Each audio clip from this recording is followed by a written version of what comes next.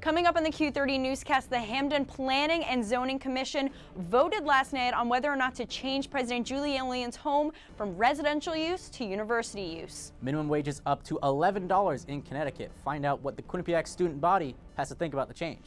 And LLBean popped up on the Quinnipiac Quad yesterday. Find out what students were able to purchase. All of this and more coming up on the Q30 Newscast.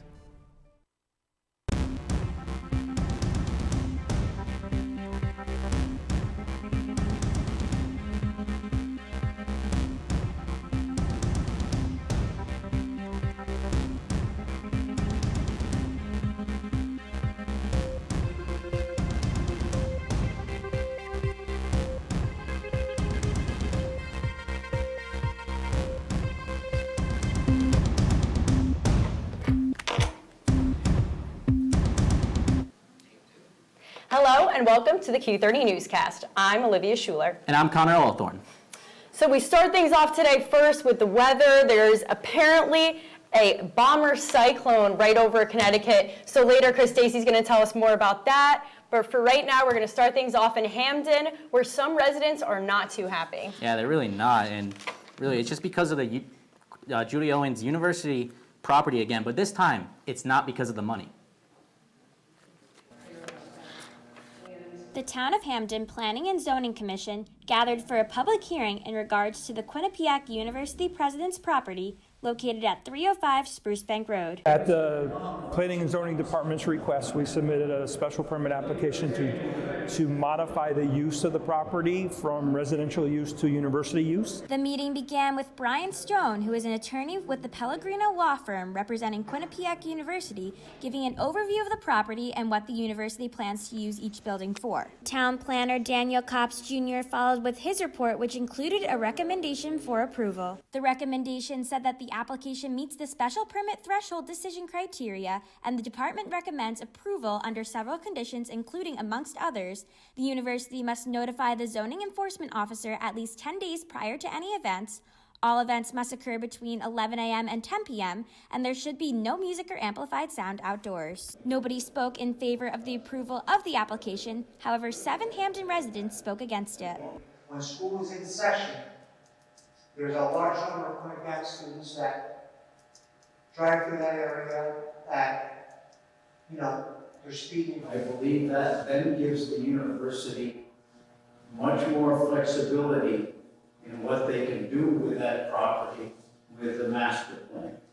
Vice President for Capital Planning and Facilities, Sal Filardi, spoke alongside Stone and attorney Bernard Pellegrino to answer questions and clarify the use of the property. I think it's probably accurate to say they just misinformed on the process. When the committee voted, 2 people were in favor, 3 against, and 1 person abstained. I was a little surprised by the outcome. I had anticipated that the application would be improved, but there is a long history of distrust in the neighborhood with regard to the plans of the university. The committee voted against the approval of the permit for 305 Spruce Bank Road. However, the university plans to continue working with the Planning and Zoning Department to resolve any misunderstandings. In Hamden, Brooke Riley, Q30 News.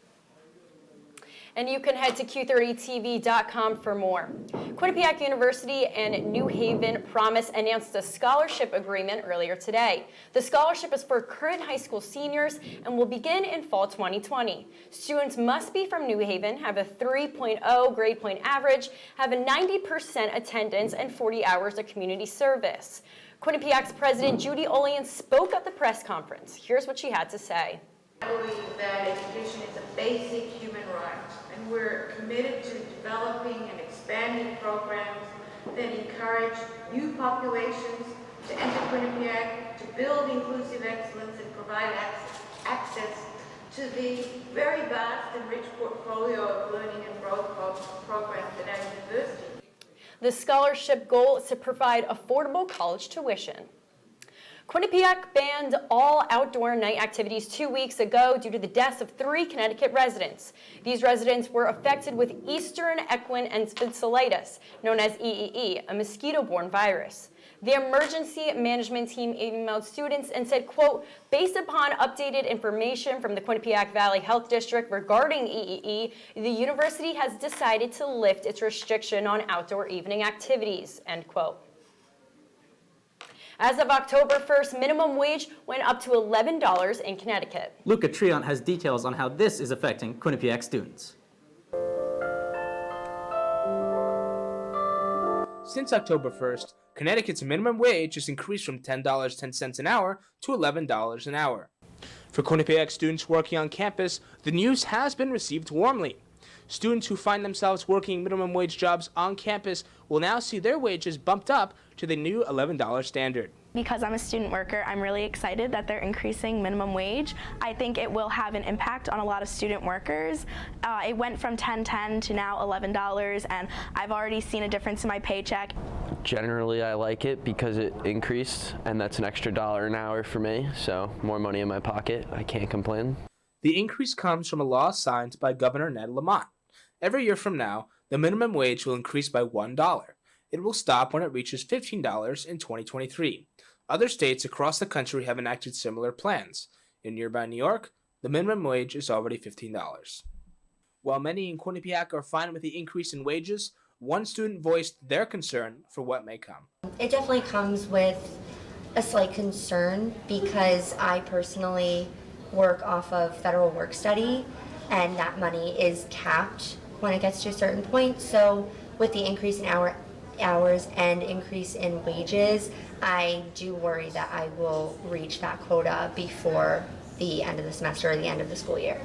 The increase has only just been implemented, but as time moves on, we can expect more information about the wage increase. For Q30 News, I'm Luca Triant. Chairman of the Quinnipiac University Board of Trustees, William Weldon, met with members of the Student Government Association on Friday. SGA President Austin Calvo spoke with Brooke Riley after the meeting. We had 11 questions total, and a lot of the questions that we asked later in the day had come up earlier during the board meeting, so that kind of felt good that the board was already aware of and addressing things that SGA was concerned about and wanted to ask of Mr. Weldon later. But overall, the meeting went very, very well. He was incredibly receptive to ideas that we had, and he seems like he's very open and willing to work with SGA along with other board members and President Olean. Quinnipiac University is changing their website. Information Services and Integrated Marketing Communications are starting a new project to relaunch www.qu.edu. Jim Ryan, Associate Vice President of Integrated Marketing Communications at Quinnipiac, said, quote, the website is really the keyhole into our university from people on the outside looking in. It is one place they can go to see exactly what the university has to offer, end quote. The new website will launch in fall 2020. Current sophomores will be selecting their housing for fall 2020 and spring 2021 this upcoming November. In past years, sophomores would select their housing in March. Housing contracts will open October 21st. Selection numbers will be drawn on November 12th, and students can make selections on November 18th. For on-campus housing, current sophomores can choose from Crescent, Whitney Village, Townhouses, and Westwoods. Quinnipiac hosted a career fair on Monday. 38 companies and organizations attended the career fair. Students were encouraged to dress professionally and to bring a number of resumes to hand out to their potential employers. Students were offered also free LinkedIn headshots. Fall is underway. The Quinnipiac Student Programming Board held Fall Fest on Saturday. The Souls and Those Guys opened the show, and Cale Dodds was this year's headliner. SPB Mainstage Chair Taylor Sniffen spoke to Q30 News about the new changes to the Spring and Fall Fest. October is LGBTQ History Month. The Arnold Barnard Library has 2 exhibits for the month. The first exhibit is a brief history of Connecticut's LGBTQ community. This exhibit ran from October 3rd until today. The other exhibit is a brief history of Quinnipiac's LGBTQ community, which will be displayed from October 16th to the 23rd.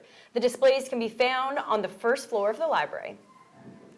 The QU Recreation and Fitness Department is hosting its first Women's Wellness Night. The department will demonstrate how to use weight room equipment, weights, and discuss health and wellness education.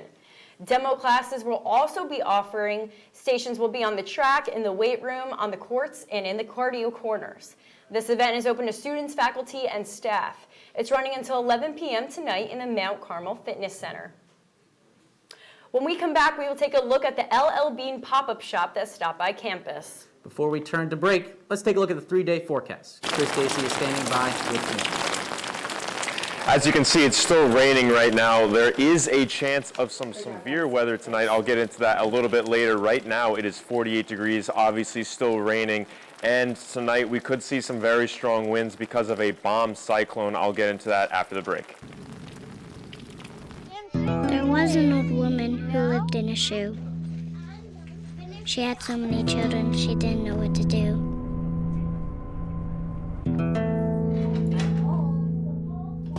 She gave them some broth without any bread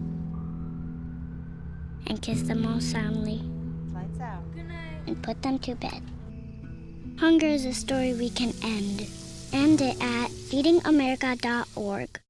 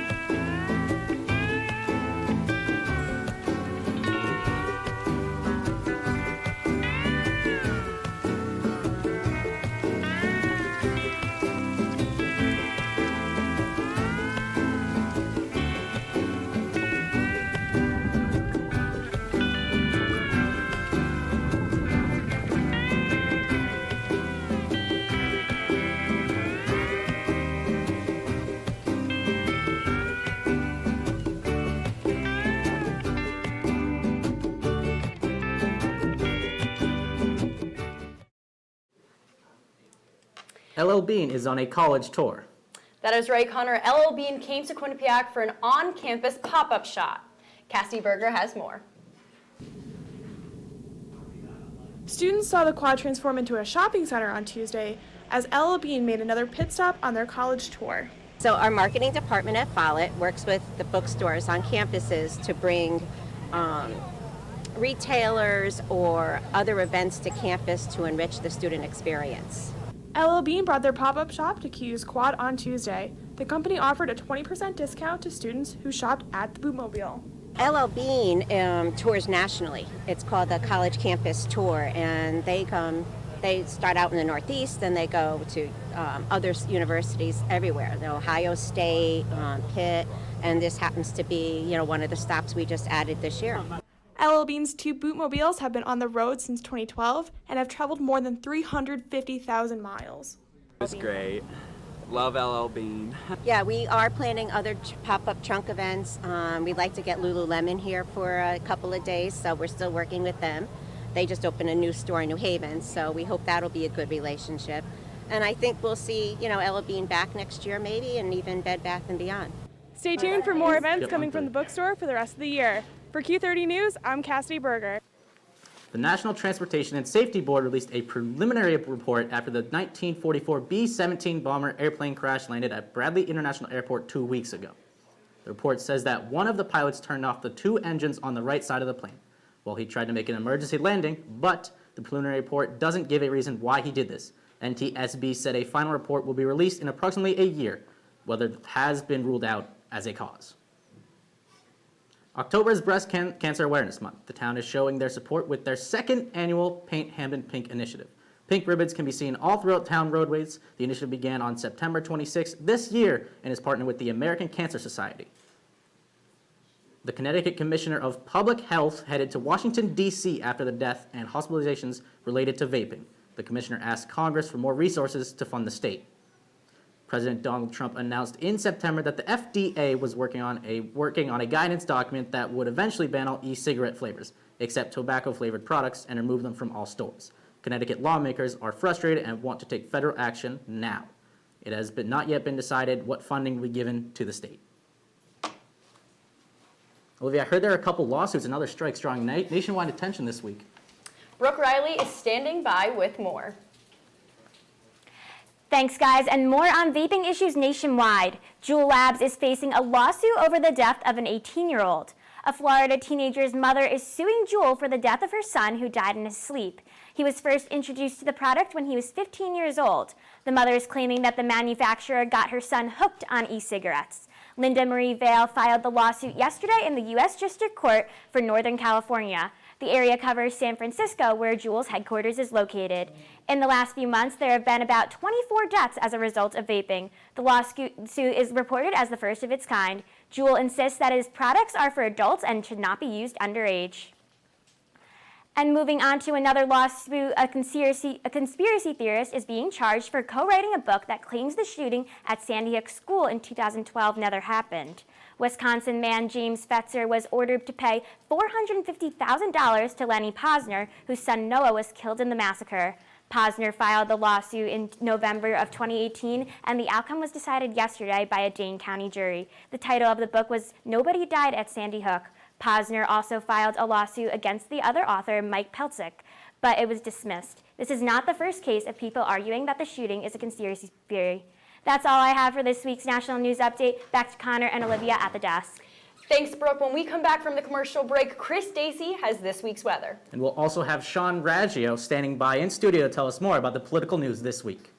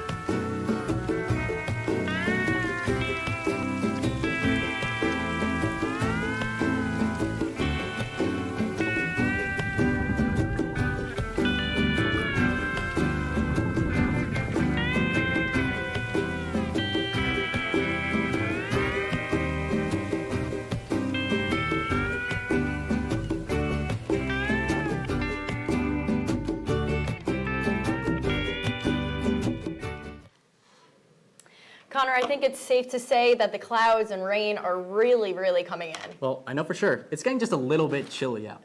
Chris Dacey, what can you tell us out there for sure?